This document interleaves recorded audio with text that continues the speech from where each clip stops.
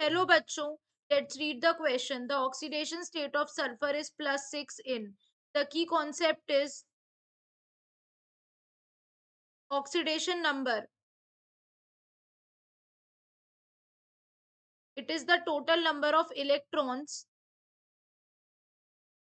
that an atom loses or gains form a chemical bond with another atom. To form a chemical bond with another atom. अब अगर हम बात करते हैं peroxo monosulphuric acid which is H2SO5.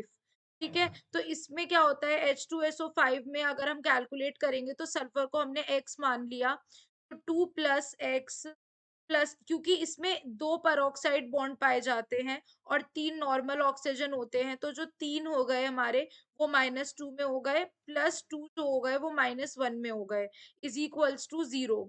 ठीक है, तो यहाँ पर हमारा कितना आ जाएगा, एक्स का वैल्यू +6 आ जाएगा. ठीक है, अब अगर हम बात करते हैं पर ऑक्सो डाइसल्फ्यूरिक एसिड की, तो दैट उसका फॉर्मूला होता है H2S2O8. ठीक है, इसमें भी दो पेरोक्साइड बॉन्ड पाए जाते हैं, तो हमने इसे x मान लिया. 2 + 2x + 6 हमारे नॉर्मल हो गए ऑक्सीजन और दो हमारे -1 में हो गए, तो x का वैल्यू कितना आ जाएगा, यहाँ पर भी +6 आ जाएगा. नेक्स्ट अगर अब थर्ड अगर हम बात करते हैं तो किसका दे रखा है हमें, पायरोसल्फ्यूरिक एसिड, जिसका फॉर्मूला क्या होता है बेसिकली. पायरोसल्फ्यूरिक एसिड जो होता है ये हमारा होता है, इसका जो स्ट्रक्चर होता है ये कुछ इस तरह से होता है. यहाँ पर दो पेरोक्साइड लिंकेज पाए जाते हैं.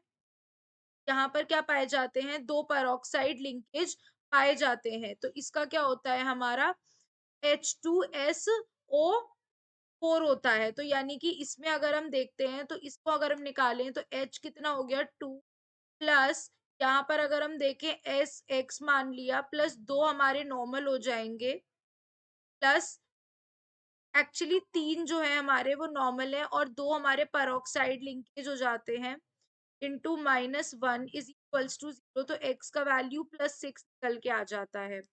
अब लास्ट है हमारा, लास्टली हमको किसके बारे में बोल रहा है यहाँ पर in the given question, sodium thiosulphate. तो सोडियम थायोसल्फेट का क्या फॉर्मूला होता है, Na2S2O3. तो यहाँ पर 2 + 2x + 3 × -2 = 0. एक्स का वैल्यू कितना निकल के आएगा, +2 निकल के आएगा. तो अब इससे क्या पता चला, +6 में है हमारा, +6 हमारे जो है ऑक्सीडेशन स्टेट फर्स्ट में भी है, सेकंड में भी है और थर्ड में भी है, तो करेक्ट आंसर हो जाएगा ABC. Therefore, ABC is the right answer.